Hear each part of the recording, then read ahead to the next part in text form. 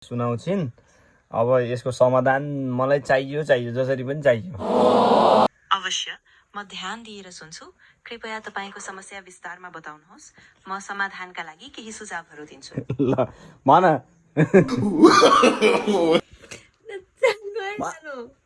भन न।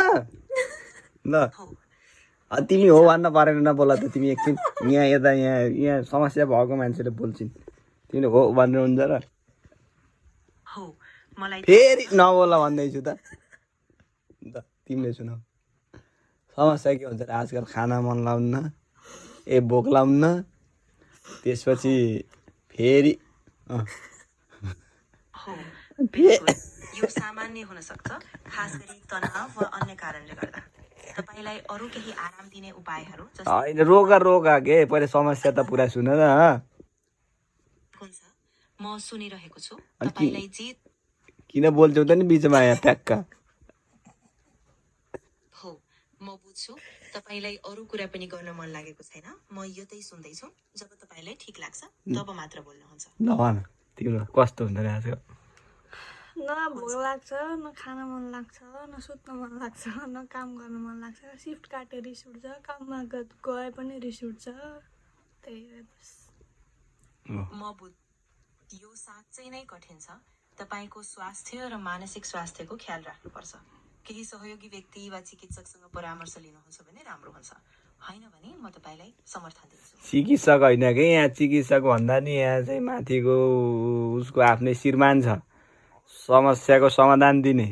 यसको के हुन सक्छ त? उपाय एकदम चाहिँ अचुक उपाय औषधि के हो त? ठीक छ, कहिलेकाहीँ यस्तो निरन्तर थकान वा मनोबलको कमीले शारीरिक असर पनि गर्न सक्छ। तपाईलाई केही आरामदायी गतिविधि जस्तै छोटो सयर वा ध्यान अपनाउन सहयोगी हुन सक्छ। तर यदि अवस्था गम्भीर छ भने परिवारको साथमा नै चिकित्सकको सल्लाह लिनु उत्तम हुन्छ। परिवार त कहाँ हुने? परिवार नेपालमा, हामी जापानमा। हो, म बुझ्छु। यो एकदमै टाढाको कुरा हो। त्यसकारण तपाईले यहाँका स्थानीय समर्थन स्रोतहरू जस्तै काउन्सिलिङ, स्वास्थ्य क्लिनिक वा जापानमै रहेका नेपाली समुदायसँग सहयोग खोज्न सक्नुहुन्छ।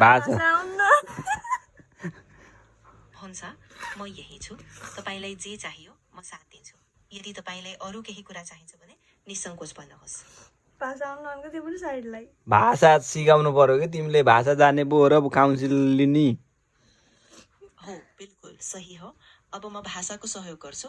अनि यदि तपाईलाई राम्रो लागेमा म तपाईलाई नजिकैको काउन्सिलिङ सेवा वा नेपाली नबोल भाषा कुरा नगर। यो अब चाहिँ खाना मन नलाउने, भोक नलाउने, निन्द्रा नलाउने, काममा जान मन नलाउने, पैसा धेरै चाहिने, के हो त? सुती पैसा कमाउनु उपाय बताइदिनु पर्यो नि त त्यसो भए। हो, म बुझ्छु। यो साँच्चै नै गम्भीर अवस्था जस्तो लाग्छ।